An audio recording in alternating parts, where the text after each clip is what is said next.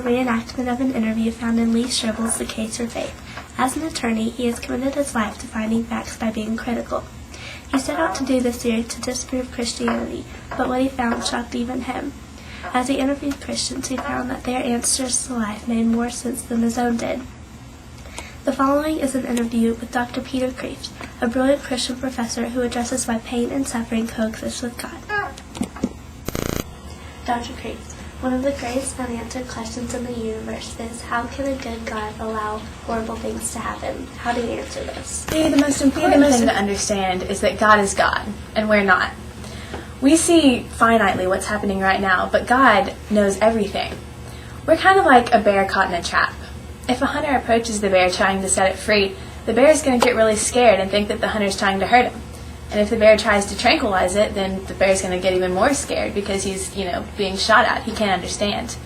And to get the bear out of the trap, the hunter has to push it even farther into the trap and hurt the bear. And all through all of this, the bear just thinks that the hunter's trying to, kill him. But just a little bit of pain for a short time actually saves the bear. And I think that the same can be true for us.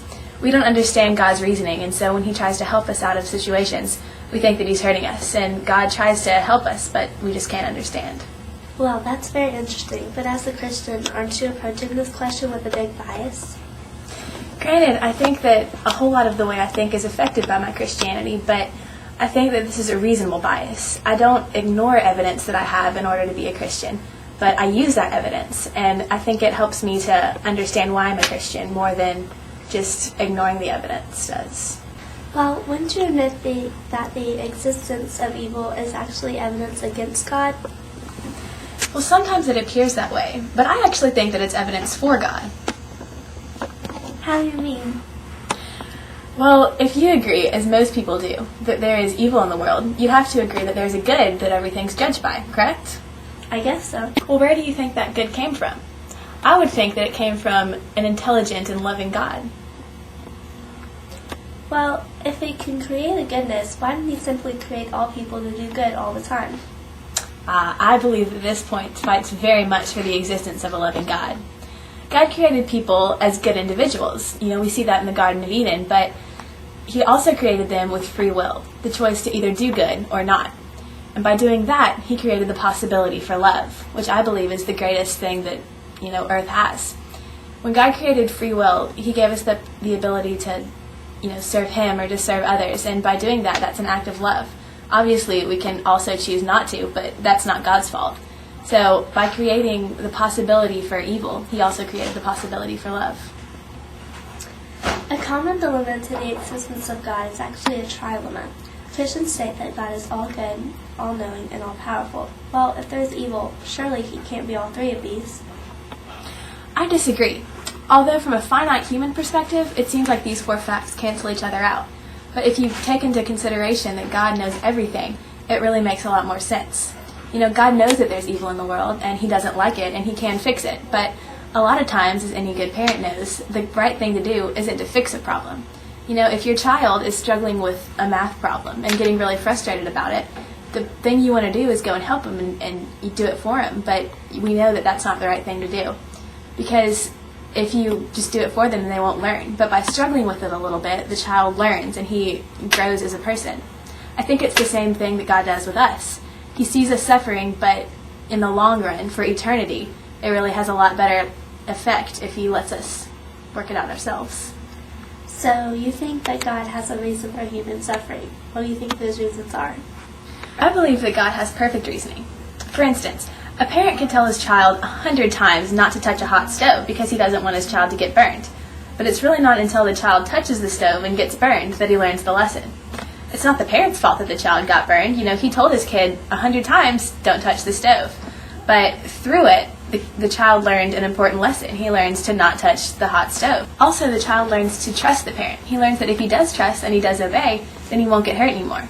And this is an important lesson I think we can learn from God too. If we trust God and if we rely on him and do what he says, a lot of times we can avoid the hurt that we bring on ourselves. How can God be unaffected by human suffering? If you believe he is kind, shouldn't he care? Absolutely. A God who didn't care when his people suffered would certainly not be a compassionate God. But not only does God care when we suffer, he did something about it. He sent his son to earth, Jesus Christ, to become a man and to experience all of the normal sufferings that man goes through. But it didn't stop there. Jesus died for all of mankind so that we ultimately won't have to.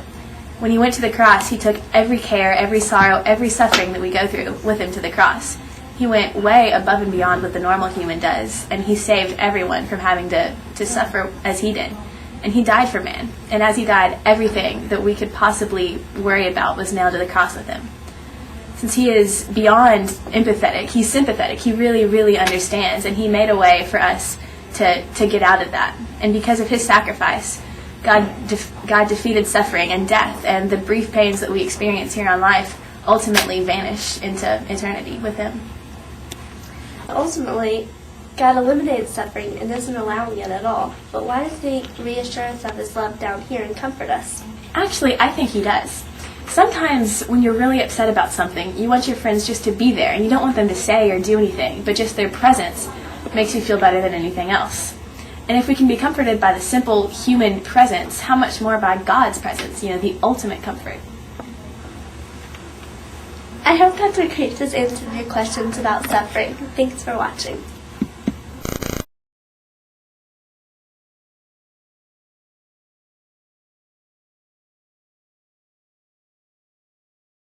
So God eliminated suffering and isn't allowing it at all. So ultimately, God eliminated suffering and isn't allowing it at all. Why does he come down to earth?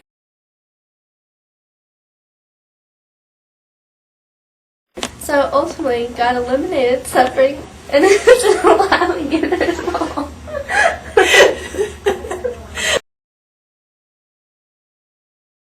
Absolutely. A God who didn't have compassion on his children could certainly not be considered compassionate.